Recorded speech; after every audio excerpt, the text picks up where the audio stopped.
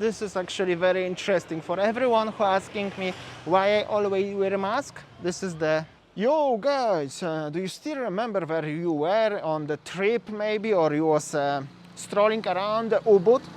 Maybe you was in the monkey forest, or maybe you was on the, you're with your local driver on the trip in Ubud area and something like that. And you was going after 4 o'clock, 5 o'clock afternoon, after your lunch, home, and was so busy on this street over here, was so many cars, you was waiting in the traffic jam, and you was thinking how long it's gonna take me to go back to Kuta or Nusa Dua, wherever you stayed. Unfortunately, that's only memory, and situation today is like this. It's so quiet, guys. Well, currently I'm in Ubud, just next at the front of Adiwana Hotel here, and I want to make some memorial walk around Jalan Monkey Forest to see how his life looked like in the 2021. So here we go, this is the Adiwana Ubud Monkey Forest, and I think it's actually open. However, the hotel at the front, which is called Sportivi Resort and Spa, seems like it's totally out of business already for a long time. And here the neighborhood looks like this. This Warung completely closed. This one also water crash, closed. Starbucks is open. But Starbucks is American corporation group, so they will always open, even they will be empty all day long, they will be open. And that's actually quite interesting. I will mention about that in the future, maybe later today on today's vlog. Meanwhile, that's how it looks like. And here is the biggest tragic, actually. Cafe Hawaiian and Bakery since 1986. It's closed, guys. By the way, it's just moment on the Ubud street. How quiet is this?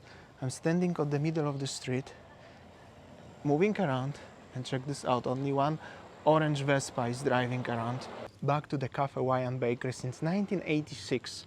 We made a vlog here about a few months ago, was open, and everybody was welcoming us there inside. But now it's out of business. I don't know why, what's going on. They can open because by the official rules right now, they can open and people can go in, dine in inside. However, seems like it's not profitable at all, because as you see, Ubud is going only more and more quiet each time I'm here making a vlog. I know nothing new, nothing has changed, but actually from my personal observation, I could say it's changing into going to be more quiet than past months. Come on, Eka, at the front. Just one more quick shot from the area over here. I just want you to feel what I feel now walking here on Jalan Monkey Forest, because it's so quiet. Okay, one car racing here, Honda City, driving fast, but after that it's just super quiet. And here even Indomarets, mini marts are out of business and the building is already for lease. I passed the Starbucks, which is an American corporation brand, for everyone who don't know what is Starbucks, but many of you guys that don't know Starbucks. And here at the front is 69 Slum. So, and at the front also over there is the Ripple company. So some time ago somebody asked me about who owned the shops like this. So all the brands like Ripple or Volcom, or I don't know, Western brands, including Starbucks, it's owned by the one Indonesian corporation brand. They own the importing company. This is the huge group. They own about 50 brands, I think. So basically it's not private owned. It's not owned by Australian people or American people or private people. It's owned by the corporation group of Indonesians. So just interesting fact, because I know somebody asked me last time, yo, what's up? Heading into direction of Ubud Center, art market and stuff like this. Here is some brands, here is some hotels. Actually that's the Invest in Paradise, they advertise like this. But I think yo, what's up? But I think investing topic is not the best topic on my channel from the experience. And for rent, the contractant, tutup, closed. That's all is just the signs of the current situation. Actually not even signs, but consequences. Right, here at the front somebody play a football. Ubud United. I don't know actually if Ubud have a football club, but Bali have. It's called Bali United. This is the Ubud was the goal. People playing, enjoying their time. That's very good. Here also the nice example. Billabong is the Western brand and is owned by the corporation group from Java, Jakarta actually, Indonesian group. And Polo Ralph is also Western brand, but the factory produced in Indonesia also and is totally closed. The interesting fact is this brand Billabong is famous for the Westerners and the Polo Ralph is famous for the Chinese people, which is actually interesting fact. And those is famous for me. I like it, but it's not paid endorsement for them. Whoa, I think he's the victim of hit and run. He lost the bumper. Meanwhile, heading to the Ubud Center, which is over there. Here is some building for rent, empty, but here, next to Polo again, is some construction. By the way, this is very interesting how in Asia is construction. You don't use the metal, you use the bamboo. So that's how it looks. However, the fence is metal.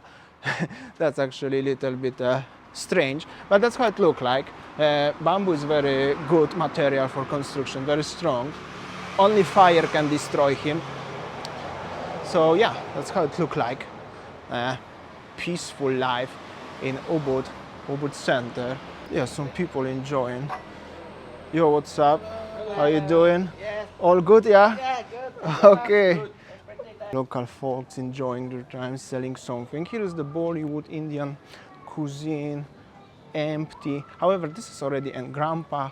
Oh my God, Grandpa is closed also. I had a coffee there when I do similar vlog a few months ago.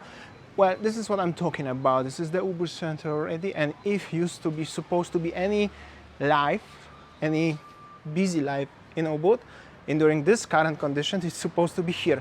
However, at the front is the art market and the palace, and it's totally empty. Well, not closed, by empty. And this is the lovely lady with the fruits. Hello, how are you? Beautiful fruits today. Cheap. Durian! This is actually very interesting for everyone who asking me why I always wear a mask. This is the proof. I will show you now. Based on governor decree, blah blah. Expats and foreigner tourists who have been living and visiting Bali must always wear a mask during the activities outside. For those who violate will subject to administrative sanctions, blah blah blah, fine 1 million at the first time of offense or even deportation if proven to have violated of the second time. That's serious things, guys. So, as you saw, the rules right now in Bali, they are super strict. They are not just the strict, they are extremely strict, so nothing I can do with that. I just need to respect that, guys. That's why. Meanwhile, Ubud Center, there is the Pura Saraswati, here is the Banjar building, one of the most busiest junctions in Ubud. King Palace, this is at the front, is the King Palace. And the front, where is the orange thingy on the street, is the small police station. And in general, is very quiet, guys. All right, so as you see, this is the main street, just next to the King Palace. On this area is the art market, and it's just deserted. It's super extremely quiet. And each month is more and more quiet. Instead, supposed to be maybe more busier, but it's actually going to be more quiet. And also, as you saw, the rules are getting more and more strict.